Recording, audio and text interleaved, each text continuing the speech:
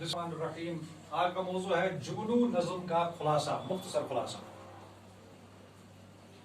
इकबाल रहमतुल्लाह अलैह इस नज़्म में यानी जुगनू में कसरत में वादत के राज को पुर तासीर या पुर असर अंदाज में बयान करते हैं कि जुगनू की हुस्न की तारीफ वो बड़े दिलकश अंदाज में करते हैं।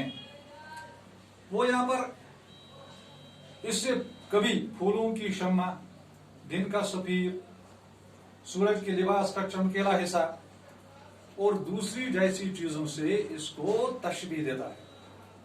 फिर शायर परवाने और पतंगे का इसमें मुवाजना करता है कि परवाना भी उड़ने वाला और एक कीड़ा है और पतंगा भी उड़ने वाला एक छोटा सा कीड़ा है, यानी जुगनू। परवाना जो है रोशनी का मतवाला है, अपने आप को जलाने की परवाह किए बगैर इसके इर्द गिर्द चाह के इर्द गिर्द वो मदहोश हो जाता है। और जबकि पतंगा यानी जो जुगनू है वो सरापा यानी सर से पांव तक रोशनी ही रोशनी। इसका मतलब है कि खुदा ने इस दुनिया में कोई भी चीज यूं ही पैदा नहीं की, बल्कि किसी न किसी की कोई खूबी जो है उसको उससे उस खूबी के साथ पैदा किया है। खुदा ने बेजुबान परिंदों को मीठी मीठी आवाजें दी, जो फूलों को जुबान देकर भी खामोशी की तालीम दी है।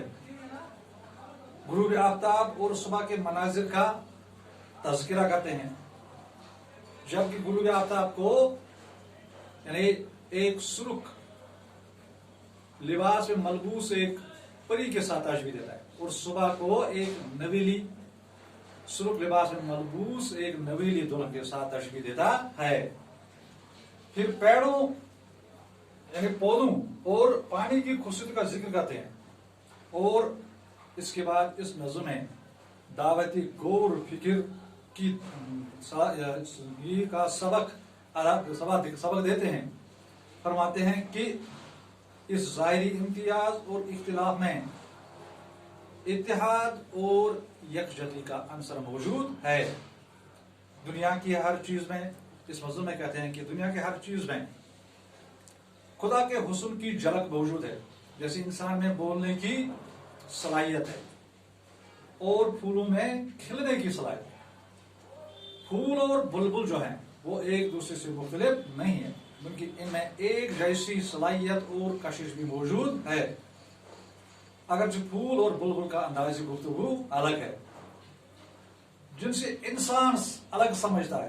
दरअसल फूल की खुशबू उसका चहकना है और बुलबुल का गाना उसकी खुशबू है। यानी फूल और बुलबुल की खूबियां और सलाहियतें अलग अलग नहीं है, ये हमें अलग अलग महसूस करते हैं, लेकिन असल में इन दोनों में एक जैसी और यकसान सलाहियतें मौजूद हैं।